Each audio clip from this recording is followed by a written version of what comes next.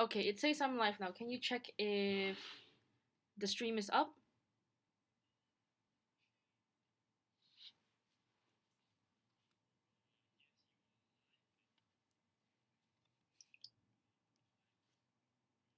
Yeah. All right. Okay. Can you post the link to the group chat that I added you in?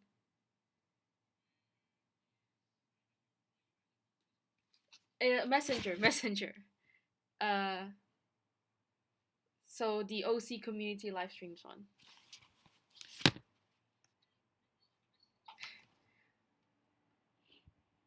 Oh, okay.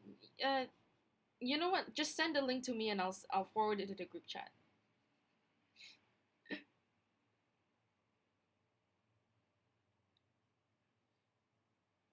The link to the stream. Yeah, just like how you usually share a YouTube video.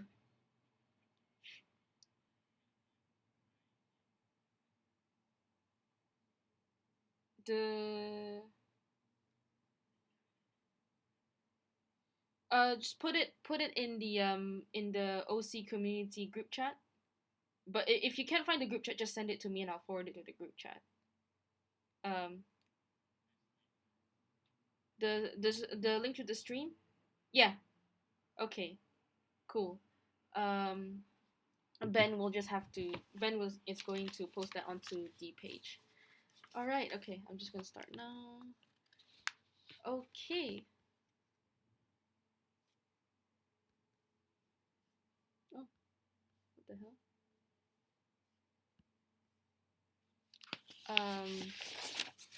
Right.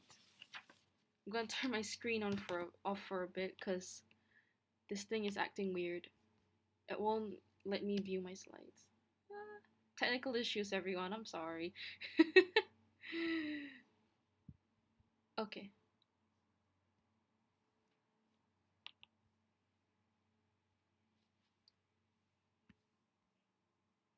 Okay.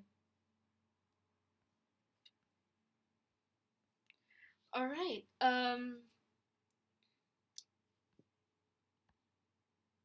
So welcome back, everyone. I hope everyone is safe. I hope everyone's well.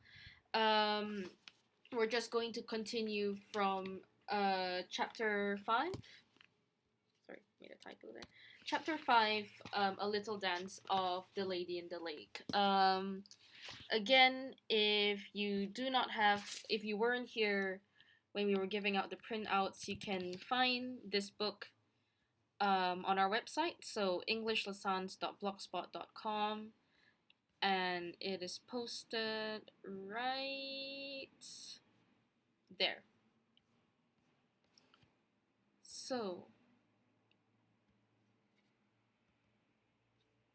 without further ado,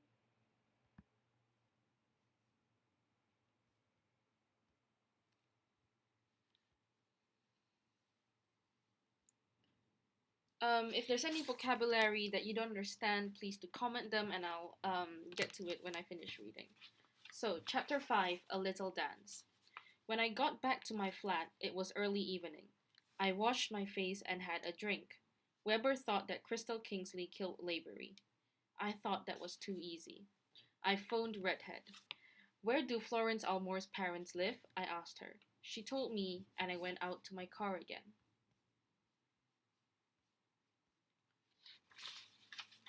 Mr. and Mrs. Grayson were old and grey. They had tired grey faces and grey smiles. Very sad people. They listened to me quietly. I'm interested in Dr. Almore because his house is across the road from Chris Lavery's, I said. You see, somebody shot Lavery this morning in his bathroom. Perhaps it was Dr. Almore. You think he murdered your daughter a year and a half ago, right? Yes, said Mr. Grayson. We know he killed her.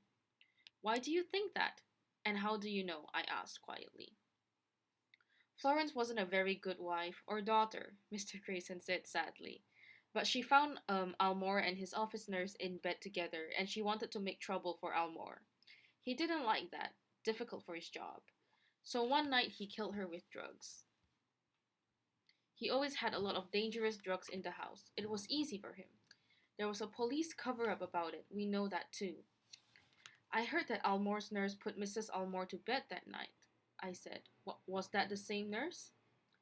Yes, it was, said Mrs. Grayson. We never saw the girl, but she had a pretty name. What was it now? Just give me a minute. We gave her a minute. Mildred something, she said. I didn't move. Mildred Haviland, perhaps, I said quietly. Mrs. Grayson smiled. Yes, that's right, Mildred Haviland. At Bay City Police Station, I asked at the desk for Weber. He didn't want to see me, but I said it was important. He took me into his office and we sat down. I want to talk about the Florence Almore suicide, I said. Why? Asked Weber. That happened a year and a half ago. I'm working on the Lavery murder now. That happened today. But I think Lavery is the key to the story, I said. Listen. 1. Muriel Chess's dead body came up in Little Fawn Lake yesterday. 2. I think Muriel Chess was Mildred Haviland. 3. Mildred Haviland was Dr. Almore's office nurse a year and a half ago. 4. Mildred Haviland put Mrs. Almore to bed on the night when she died. Was it suicide or murder? But Mildred Haviland left town soon after. Why was that? 5. Mildred Haviland then married and lived with Bill Chess at Little Fawn Lake. 6. Bill Chess worked for Mr. Kingsley up at the lake. 7. Kingsley's wife sometimes slept in the same bed as Chris Lavery. 8. Chris Lavery found Mrs. Almore's dead body a year and a half ago. I don't understand, said Weber slowly. I don't understand all the story, I said. I don't understand why.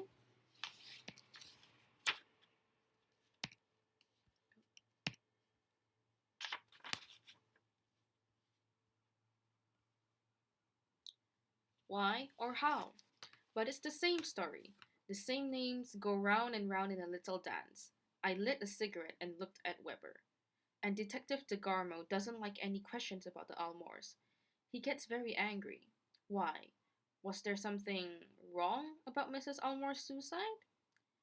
Okay, said Weber. I wasn't in this office at the time of the Almore suicide. But there was something not right. Perhaps somebody did murder Mrs. Almore. And DeGarmo worked on the Almore suicide. That's right. And his name is Al. And the writing on Mildred Haviland's watch says, Al to Mildred, with all my love. And a big man with a square face was up at Puma Point 6 weeks ago with a photo of Mildred Haviland. Okay, Marlowe, said Weber. Weber said tiredly, what do you want? I want to show that Mrs. Kingsley did not murder Lavery. I think Lavery died because he knew something about Dr. Almore or Mildred Haviland. And when I show that Mrs. Kingsley is not a murderer, I get $500 from Mr. Kingsley. Weber smiled. Okay, he said. And DeGarmo? Weber's face was sad. She was his wife at one time, 6 or 7 years ago. She gave him a very hard time. I sat very, very quietly and looked at him. Mildred Haviland was DeGarmo's wife? Yes, she's dangerous, that lady. She eats men for breakfast, but they love it. One smile from her, and men jump out of windows for her. DeGarmo loved her then, and he loves her now. I got back to my flat at about midnight. When I opened the door, I heard the phone. I walked across the room and answered it. It was Therese Kingsley. I heard from Crystal this evening. I'm coming round to your flat now. Be ready to move. The phone went dead. Okay, so that is the end of chapter 5.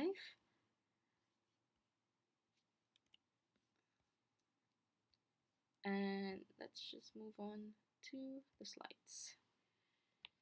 So, some vocabulary that we could go through.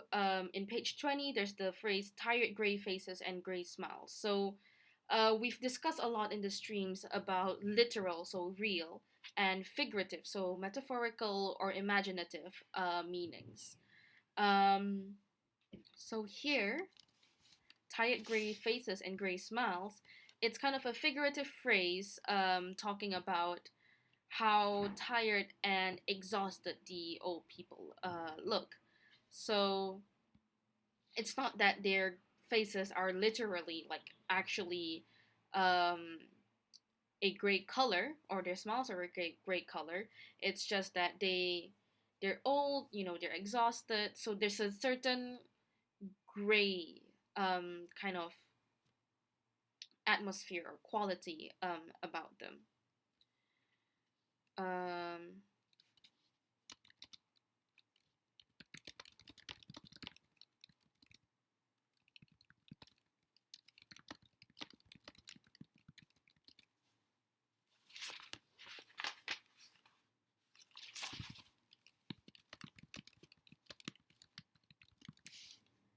Next word is suicide.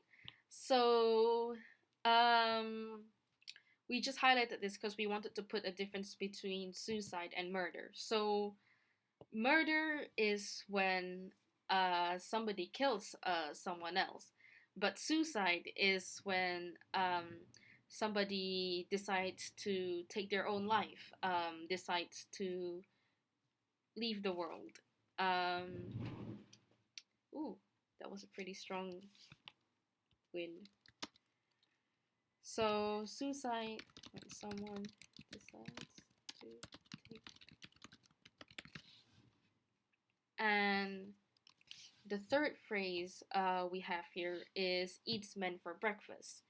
So again, you could probably guess that this is another metaphorical or figurative phrase. So it's not that Mildred literally ate men for breakfast, but this phrase, how do I put this? It's a phrase to say how um, someone attractive, for example, could use their looks to their own advantage. Could use their attractive looks as their weapon, and when they do this to a lot of people, you would say to a lot of men, for example, they use their attractive looks to lure in men and to um, take advantage of them.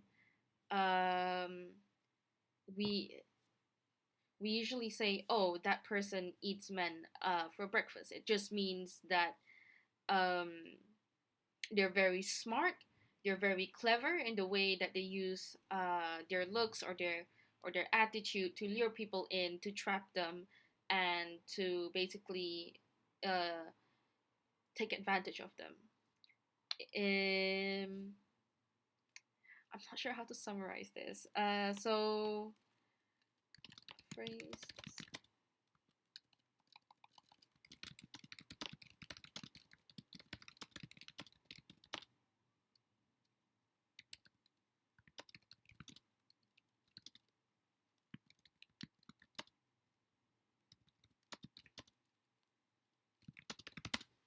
So, a phrase we use when someone attractive uses their good looks to attract men and use them. It's not really a very nice phrase, in my opinion. Um, but moving on. So, just a quick recap of what we've covered so far in the live stream. So, for the Saturday live streams, we've gone through modals and prepositions.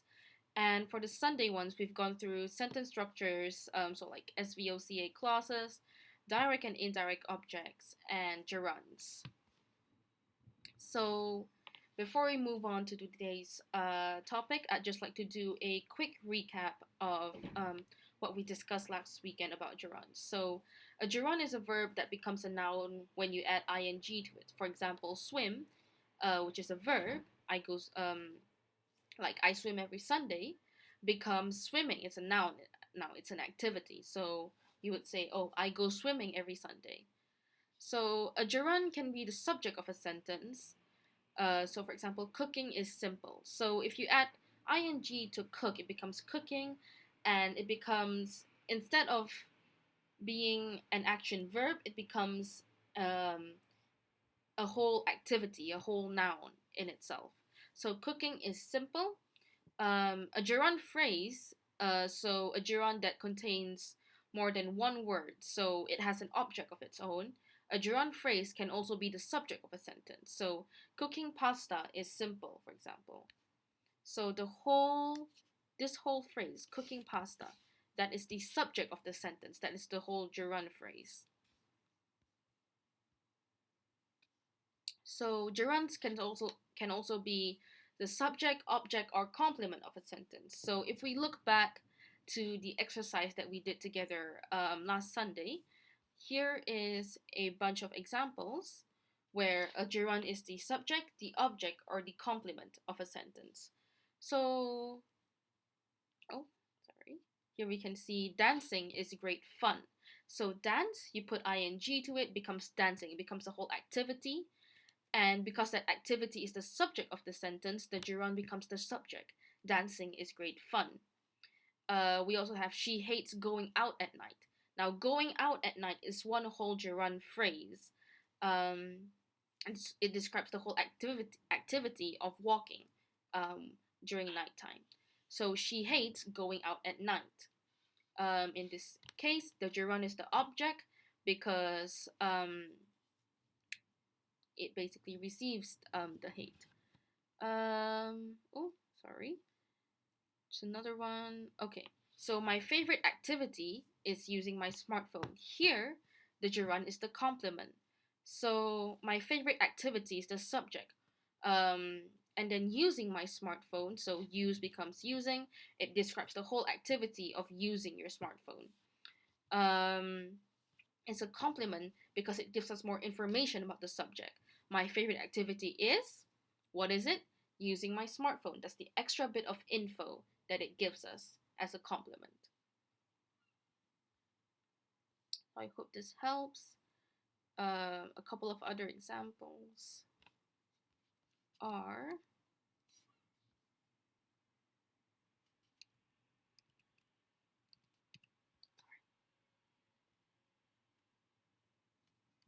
oh.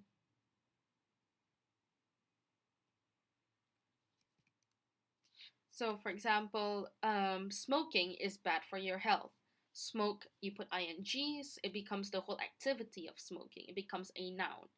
Um, do you, so in here, smoking is the subject of the sentence. The gerund is the subject. Here we have, do you enjoy swimming? Swim, verb becomes swimming, noun, activity. And we're asking, what does the subject you enjoy? So, do you enjoy swimming? The gerund is the object. And here's another example of the gerund as a complement. So, what he really likes is going by bike. So, go becomes going. It becomes a whole activity of going by bike, of the whole activity of cycling. So, it is the complement of the sentence because it tells us what he really likes. So the phrase what he really likes is the subject of the sentence. And then what is it? What is it that he likes? We need that extra bit of info. What he really likes is going by bike. So the gerund is the complement in this sentence. So just a few exercises. So I have 3 sentences here, and I want you guys to tell me whether or not the gerund in this sentence is a subject, object, or complement. So,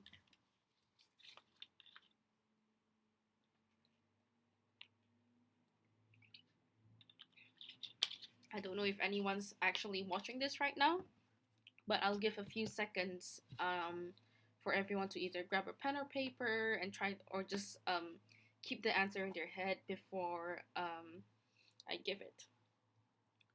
Feels very Dora the Explorer of me to be doing this. I've said this before, but it's just like.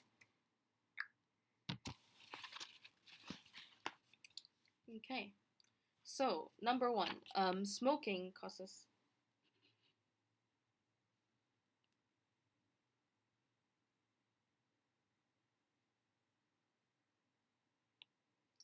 So, number 1, smoking causes a lot of money. So, smoke becomes smoking and a whole activity, and we're describing it's the focus of the sentence, it's the subject of a sentence, so smoking is the subject. of this sentence. I don't like writing. So the subject in this sentence is I. What do I not like? I do not like the activity of writing. Here, the gerund is the object. And my favorite hobby is reading.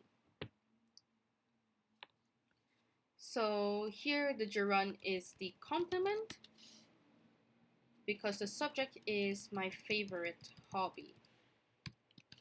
So the subject is my favorite hobby, but there is no explanation to what my favorite hobby is. What is that extra bit of info we need?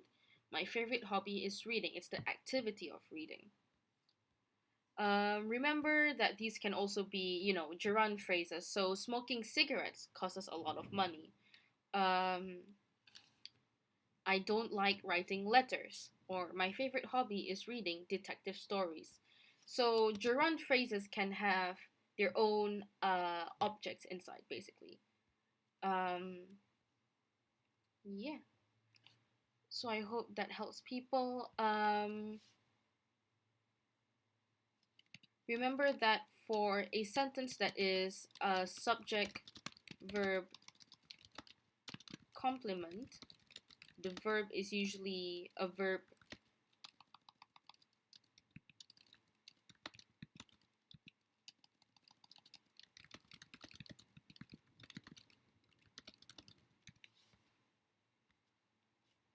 So if you ever get stuck on thinking, oh, is the gerund an object or a complement, just remember that for a subject verb complement clause, the verb is usually a verb to be. My favorite hobby is reading. Um, you know, my favorite activity is using my smartphone. What he really likes is going by bike. So let's move on to main verbs. So there are basically two types of verbs. You have main and auxiliary verbs. And for today, we'll be focusing on main verbs. So there are two types of main verbs. There is an action verb, so it describes action or movement, and a linking verb, so it describes state or condition. So the action or movement verb has an effect on the object or situation in the sentence. So she cleaned the dishes. Cleaned is an action verb because there's movement to it. It's something that you're physically doing. And there's an effect when you do it. So she cleaned the dishes. The dishes are now clean. He crashed the car. The car is now destroyed. They did their homework. Their homework is now completed. So there is an effect to each of this action verb. There's a consequence. There's a result. Something changes because of the verb, because it's an action verb. There's something that you're doing. It describes something that you're doing.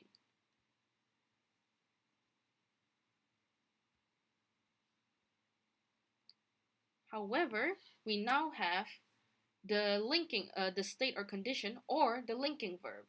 So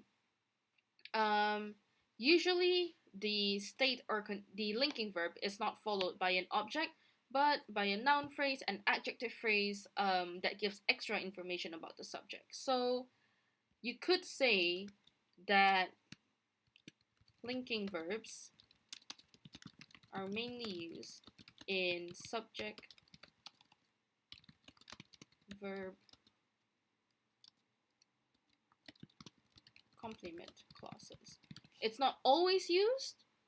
It's not only for subject verb complement clauses, but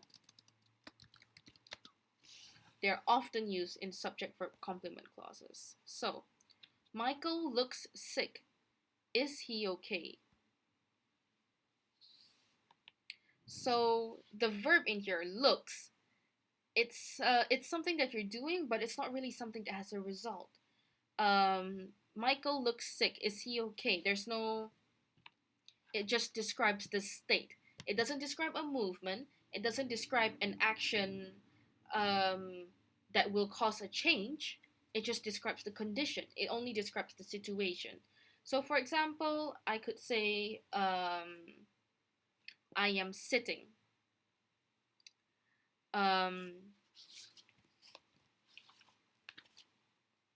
or it is sunny. So all of these are just me describing the situation, the condition. If I say, "Oh, I dropped my pen," there's a change. The pen is now on the floor. There's a change because of drop is the action verb, and there's something that changed because of it. But if I say the pen is now on the floor, then it's not really describing an action. It's just describing the state the pen is in. The situation is that the pen is on the floor, and I am now picking it up. So, Michael looks sick. Is he okay?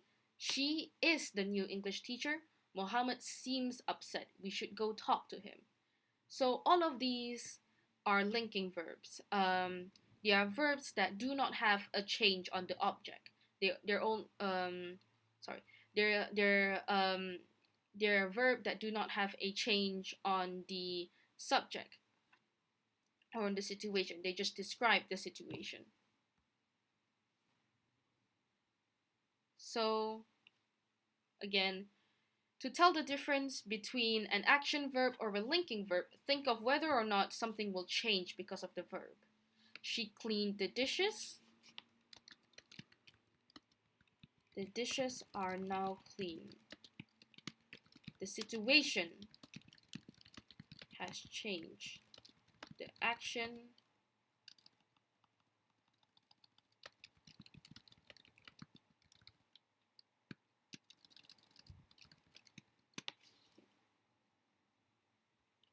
cleaned is an action verb because it has an effect on the dishes. They are now clean. Whereas if we say this coat feels good, feels is a linking verb because it describes the condition of the coat. Nothing changes to the coat because of this verb. We are just describing it.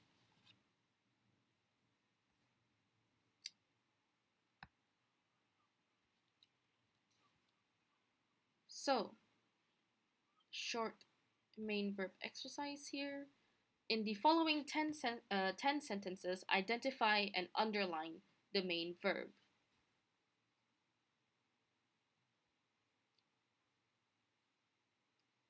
I'll give a few minutes for that as well.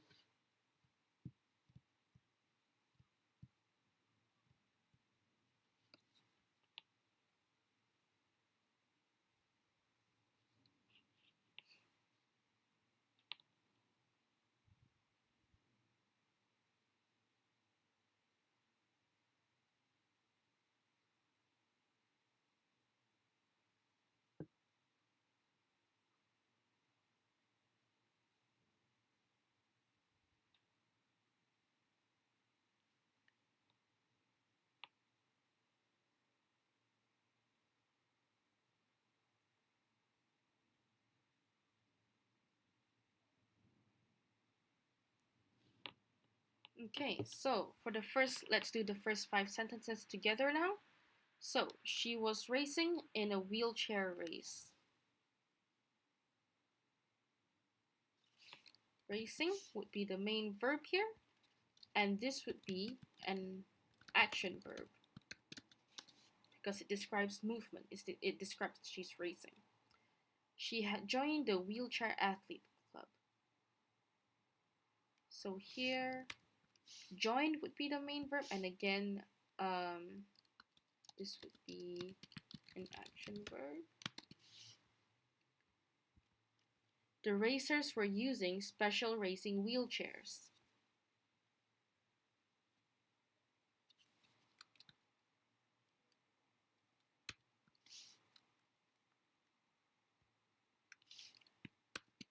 Using is the main verb, and again, it's an action verb. They are training several times a week.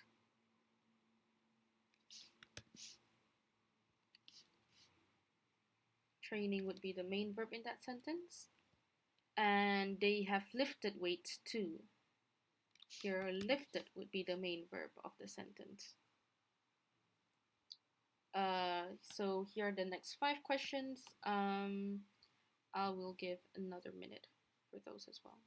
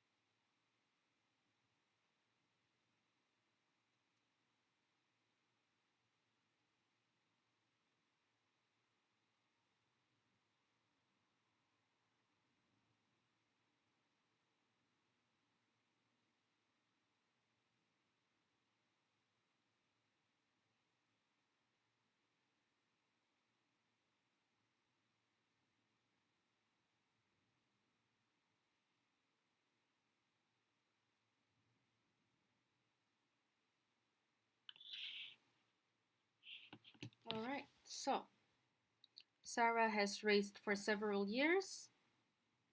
Raced would be the main verb of the sentence. She will race many more times.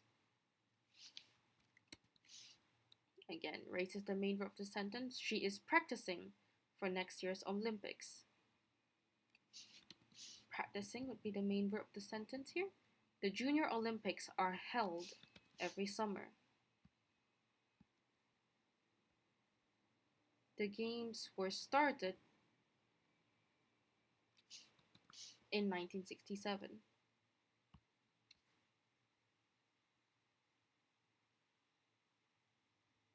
So here is a second exercise. Oh, so select a verb and, oh, that keeps making the slides go back. Select a verb and fill in the blanks using the verb in the past. Don't use the same verb twice. Again, I'll give a few minutes for this. And then we can complete it together.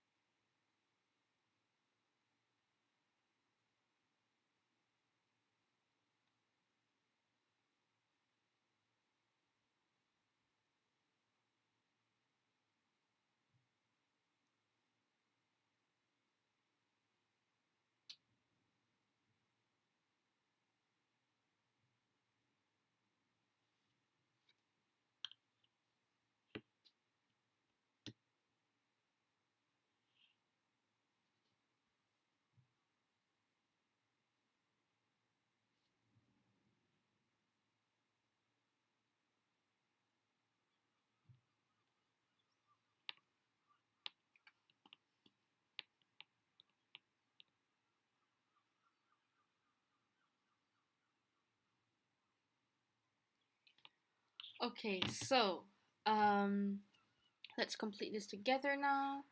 Let me find a way if there's some. I'll just minimize this picture and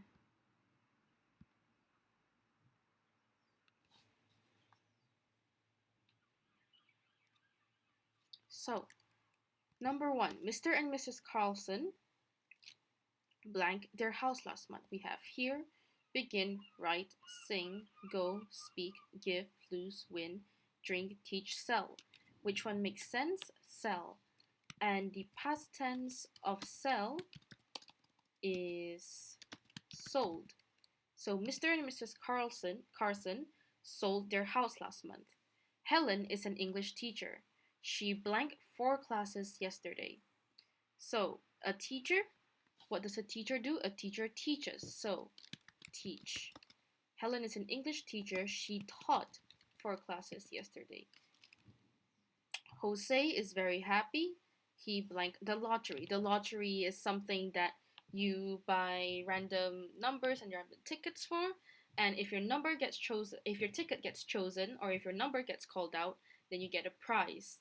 You win the prize. So, Jose is very happy. He won the lottery. Tom and Peter have a hangover. They drank a lot of wine last night. Wine is a drink, so you drink a drink, and the past tense of drink is drunk. So Tom and Peter have a hangover. They drank a lot of wine last night. Alejandro Fernandez blank in Las Vegas. Hello?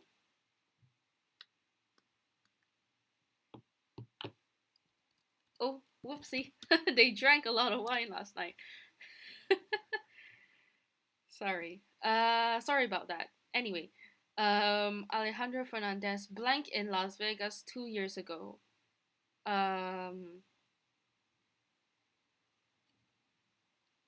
Wait, which one is what's the answer to the Alejandro Fernandez one? Is he?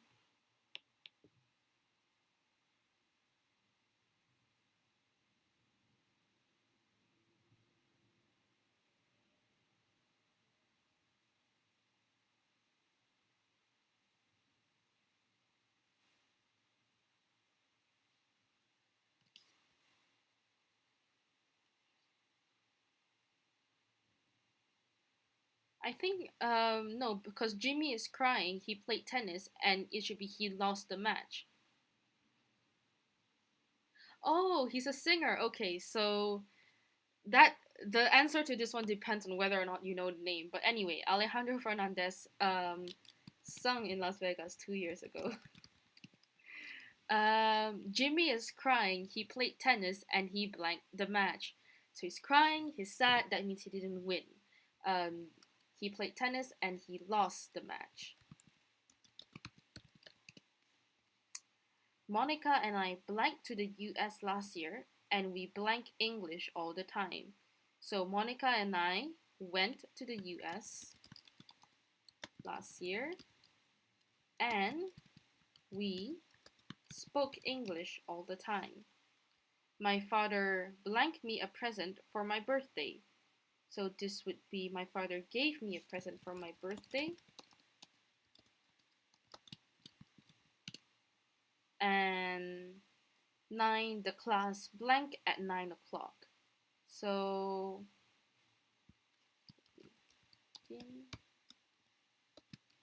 began. The class began at 9 o'clock.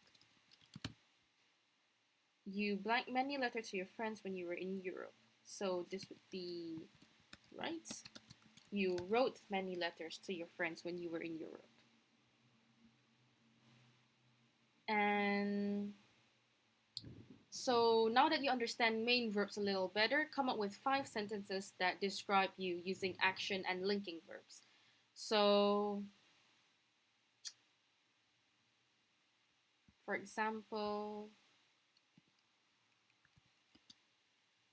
my sentences would be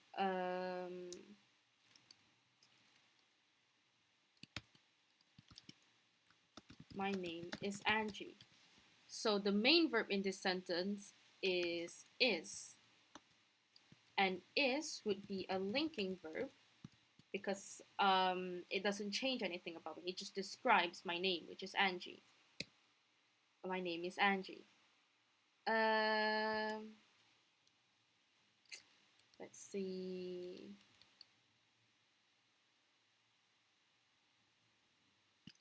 I made eggs for breakfast this morning.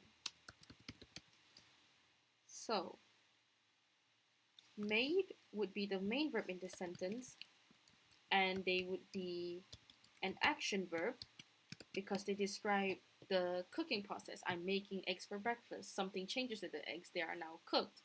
because I made them for breakfast. And let's see.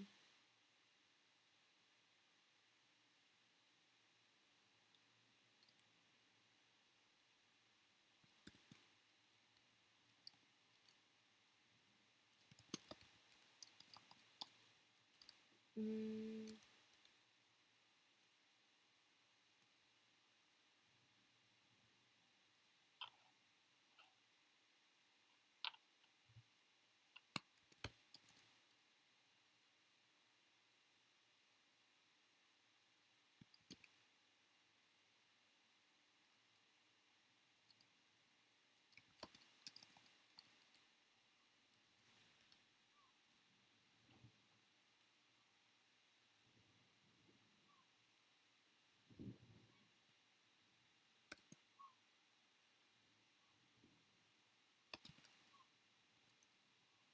let's say the third sentence is I study media and literature.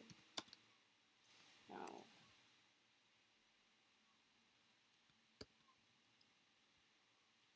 study would be the main verb and it will be an action verb because it describes the action of studying. And there's an effect when I study. It makes me, well, it hopefully makes me smarter. Um, let's see. Let's have another sentence with a linking verb. Um,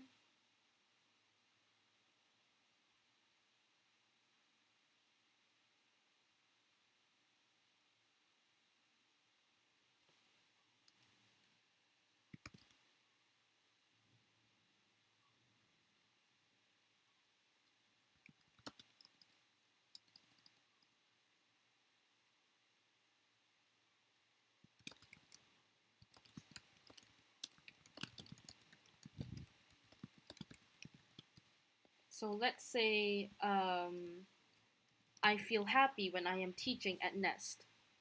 So feel will be the main verb of the sentence and will be a linking verb because it only describes what I am feeling. It doesn't. There's no change. Um, it just describes the condition. Last sentence.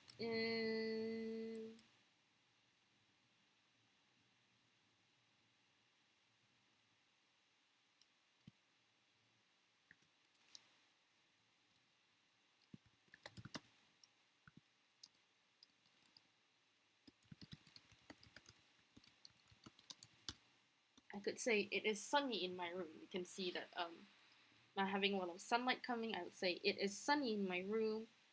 And again, is would be the main verb of the sentence, and it would be the linking verb. So I want you guys to write about 5 sentences like this, maybe with a little bit more variety, with a little bit more imagination, and try and have some variety between linking verbs and action verbs in your sentences. It's 12:45 right now, so I'll finish a bit early so the kids stream will have plenty of time to come online. So I hope that this lesson was useful to all of you. And again, if you want us to look at your sentences,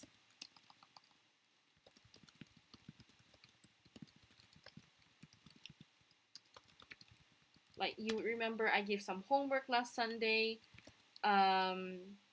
You could send them to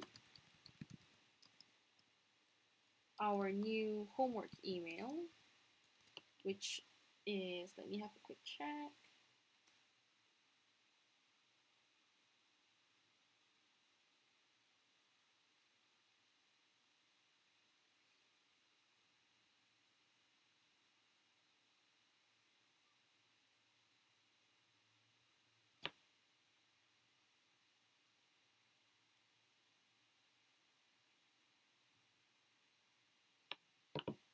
N.E.S.T.homework@outlook.com. And again, if you want access to any of these materials, you just go to englishlessons.blogspot.com.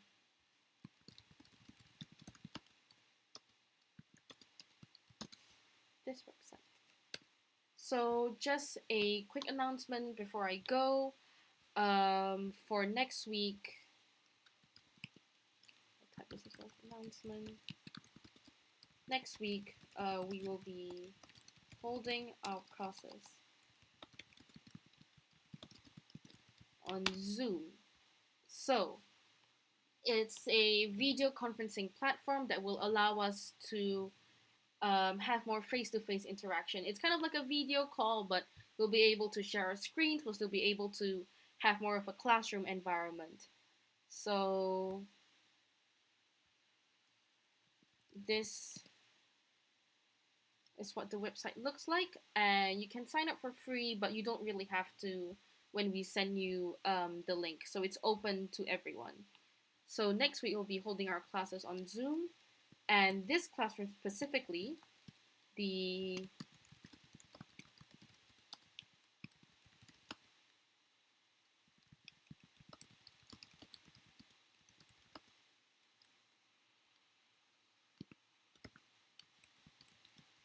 will be on Wednesday 10 a.m.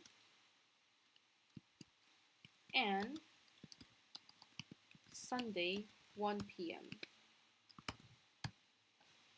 So I think Bridget's going to be sending around emails that give more information on this, including on how to download it and where you can find our link for it.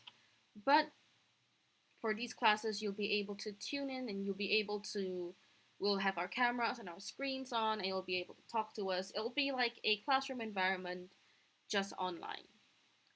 So, yep, that's it for today. Thank you to everyone who tuned in. Sorry about the small drunk mistake I made earlier. I hope this was useful for everyone. And again, if you have any questions, anything you want to send us for feedback, please send them to this email, nest.homework@outlook.com. We would be happy to help. We'll grade it. We'll email you back with more feedback. Yeah, I hope everyone stays safe, stays inside. I hope everyone has enough food and everything. And I will hopefully get to see you guys sometime soon. Masalama.